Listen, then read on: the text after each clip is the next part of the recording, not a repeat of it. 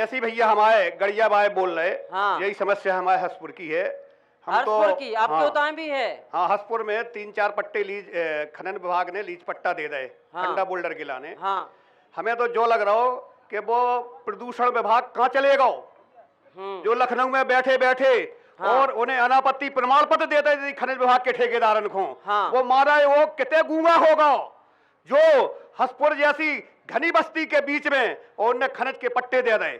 ये कह रहे अगर ये स्थिति रही तो हम जा कह रहे कि बीमारी हसपुर में इस तरीके की फैले कि सरकारी अस्पतालन की, पूरे जिला की अस्पतालन में पलंग कम पड़ जाए और डॉक्टर कम पड़ जाए। अगर जिस स्थिति पे अगर ई पे विचार नहीं करेगा तो हसपुर में बहुत तेजी से महामारी आवे वाली है। हसपुर के बीचों बीच गांव में लीज के पट्टे दे गए। अरे अनापत्ति प्रदूषण विभाग बैठा लखनऊ में। ठीक है चाचा, समझ गए आपकी बात। हसपुर और गड़िया दो जगह क्रैशर की ब्लास्टिंग से यही समस्या हमारे ते है। बिल्कुल गांव आलापुर बहुत 5 क्रैशरें लगी। हाँ। 50-50 फुट के गड्ढा। हाँ। और एक महाशय तो है मतलब जिला पंचायत सदस्य हैं पारोन से, उनकी लगी थी। हमने करी शिकायत खनिज अधिकारी से, सो हमारे लगा करन लगे। हमने की तुम हमसे ज्यादा नहीं करो, हम भाजपा के नेता हैं। हाँ नेता हैं वे, ठीक है। तो उनकी शिकायत करी, हमारी उनसे बुराई चल रही, लेकिन तुम गलत नहीं होना चाहिए। 50-50 फुट के गड्ढा हो रहे, बहुत मकाना ना नुकसान है। धूल इतनी उड़ रही कि रोड से निकल नहीं पा रहे। जा स्थिति है, बहुत खराब स्थिति है। 50 फुट के गहरे गड्ढे इतने पास हैं, जाओ इतनी बड़ी ब्लास्टिंग हो रही, छोटे 2.5-3-5 फुट के पास हैं, लेकिन कोई सुनने वाला नहीं है। ठीक है, बताओ भैया जो जनता की समस्याएं हो कौन की। एक सेकंड राम लखन है। डंपरों में इतनी ओवर गट्टी जाती है कि लोग बाग मोटरसाइकिल रिपट करके तीर खा जाते हैं। डेली का इस सिस्टम है। कहते हैं कौन जगह लोग मर चुके हैं। आलापुर के क्षेत्र की बात कर रहे हैं। आलापुर एक जने और हैं भैया, बताओ भैया क्या है स्थिति?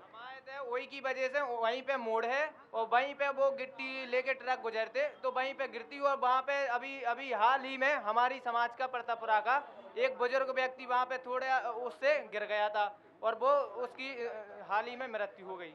और अभी एक हमारे ग्राम पंचायत की एक पंडित गोस्वामी जी हैं, उनकी भी 2 पुत्री वहीं पे गिरी थी और एक की तो वहीं पे बाय द ऑन स्पॉट वहीं पे मृत्यु हो गई थी।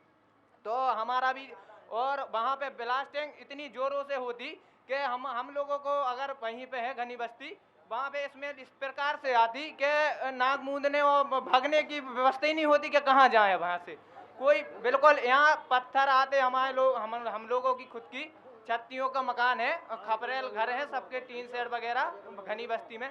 तो वहाँ पे ये डर लगता कि कौन सा पत्थर आके हमारे बच्चों या हम पे या कोई हमारी माता बहनों पे गिर जाए या कोई समस्या इतनी बड़ी खड़ी हो जाए, जिससे हम बस यही कहना चाहते हैं। हमारे यहाँ पे विधायक जी भी हैं, मंत्री जी भी रहे, तो हमारे यहाँ पे ये क्यों समस्या खड़ी हो रही है? बार बार देखो यहीं पे लगती नहीं जा रही क्रेशरें, बराबर 200 मीटर की दूरी पे क्रेशरें, खेतों में क्रेशरें, मतलब पूरी फसल चौपट और हम जान हानि क्या हानि। भैया जी कुल्लू महाराज भी कह रहे, बताओ भैया महाराज।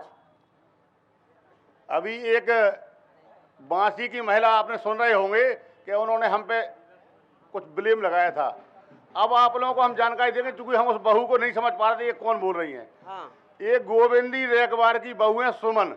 हाँ। इन्होंने व्यापार मंडल बांसी के नगर अध्यक्ष श्री विजय कुमार जैन, हाँ, जिनकी उम्र 70 वर्ष है, हाँ, यहीं के एक नौसिखिए नए नेता होगा एक और जैन, हाँ, समाज में ही, हाँ, उन्होंने उन पर मुकदमा लिखवाया था छेड़छाड़ और बलात्कार के प्रयास का। और इनके नाम आपको सबको जानकारी दे दें कि सुमन गोविंदी इनके पति का नाम, इनके नाम ना तो तक कोई आवास बना है, ये सिखा पढ़ा करके हमारे विरोधियों द्वारा लाई गई महिला थी। इनका ना तो कभी कोई आवास बना है और ये झूठे मुकदमा लिखाने के लिए ये आदतन शिकायत करता है।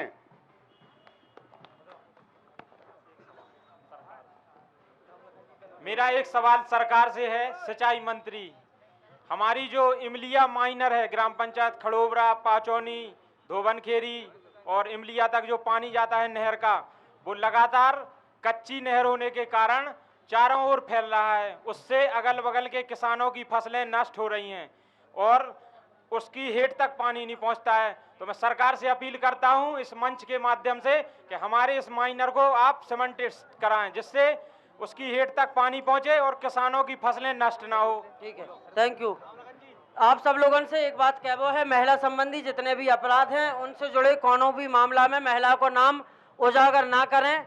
अगर आप लोग ऐसा कर रहे हैं तो ई के जिम्मेदार आप स्वयं हुई हो, बुंदेली वार्ता टीम को कौन वो लेवो देवो ना हुई। महिला संबंधी अपराध को लेके आप लोग थोड़े सचेत रहो, महिला को नाम उजागर ना करो।